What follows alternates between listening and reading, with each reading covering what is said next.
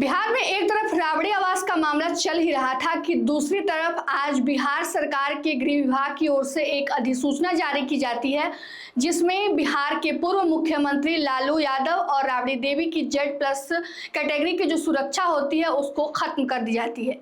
इसके साथ ही साथ उनके बड़े लाल तेज प्रताप की भी जो है सुरक्षा कम कर दी जाती है और 2 अंगरक्षक की जगह अब उन्हें बस एक ही अंगरक्षक रखने का जो है वह अधिकार बिहार सरकार ने दिया है। और ऐसे में अब जो है पूरी राजनीति गर्मा गई है।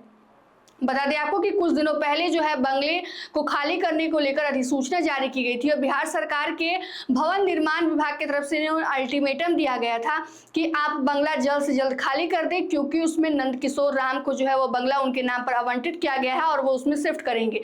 यह मामला लगातार अभी तुल पकड़े हुए है, जिसको लेकर सम्राट चौधरी ने भी मंच से लोगों को संबोधित करते हुए कई बड़े बात कह दी हैं। उन्होंने कहा था कि कोई माई का लाल ऐसा नहीं है जो बंगला खाली कराने से रोक सकता है और उसके बाद से राबड़ी देवी ने भी बयान में कहा था कि हम बंगला खाली नहीं करेंगे, अगर वो चाहते हैं तो फोर्स बुलवाकर बंगला खाली करवा ले। और ऐसे में आज फिर से एक बार राजनीति गर्मा गई है, क्योंकि बिहार सरकार के गृह विभाग की ओर से अधिसूचना जारी की जाती है और अधिसूचना जारी करके कहा जाता है कि पूर्व मुख्यमंत्री लालू यादव साथ ही साथ जो है राबड़ी देवी जो है उनकी Z+ सिक्योरिटी थी जो उसको खत्म कर दी गई, जिसके बाद से रोहिणी आचार्य भी एक्टिव हो गई और उन्होंने पूरे तरह से सम्राट सरकार पर हमला बोल दिया। उन्होंने कह दिया कि सम्राट सरकार जो है प्रतिशोध की राजनीति कर रहे हैं। इसको लेकर उन्होंने एक पोस्ट भी किया है। चलिए पोस्ट में बताते हैं उन्होंने क्या लिखा है।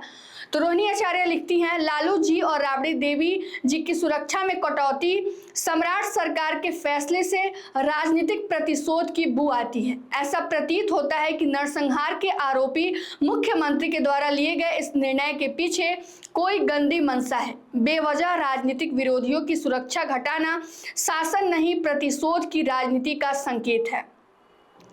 लालू जी राबड़ी देवी जी ने देश की राजनीति और देश के लोकतंत्र को बहाल रखने में महत्वपूर्ण भूमिका निभाई। उनकी सुरक्षा से समझौता करना लोकतांत्रिक मर्यादाओं और संवैधानिक दायित्वों पर प्रश्न चिन्ह खड़ा करता है।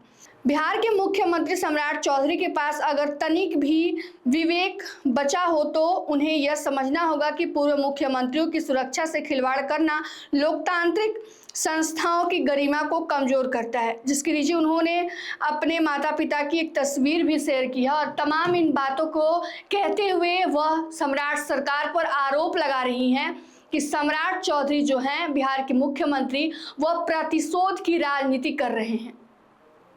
लगातार पिछले कई दिनों से बंगले का मामला चल ही रहा था, लगातार बयान दिए गए, लगातार हरे गमछे को लेकर भी कई बयानबाजी हुई।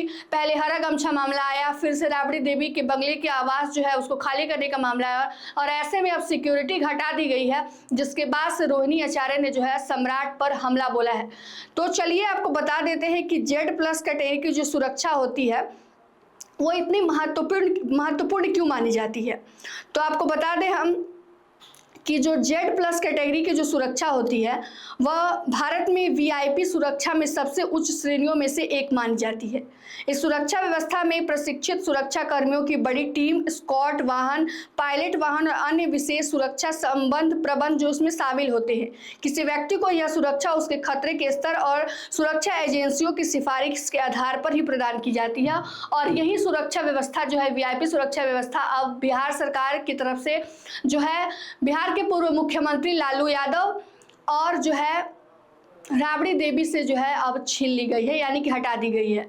बिहार सरकार का कहना है कि जो सुरक्षा की व्यवस्था को देखते हुए साथ ही साथ खतरे की मंशा को देखते हुए सुरक्षा व्यवस्था बहाल की जाती है और ऐसे में भी कोई स्थिति बनती हुई नहीं दिख रही है जिसके कारण इन लोगों को ऐसी सुरक्षा व्यवस्था दी जानी चाहिए, जिसको लेकर जो है उन्होंने सुरक्षा व्यवस्था कम कर दी है और लालू यादव के बड़े बेटे तेज प्रताप की सुरक्षा में भी कमी कर दी गई है, जिसके बाद से रोहिणी आचार्य ने यह तीखा पलटवार बिहार सरकार पर और सम्राट चौधरी पर बोला है। इस वीडियो को लेकर आपकी क्या राय है कमेंट करके जरूर बताइएगा। तमाम अपडेट के लिए जुड़े रहिए हमसे और देखते रहिए मगही न्यूज। धन्यवाद।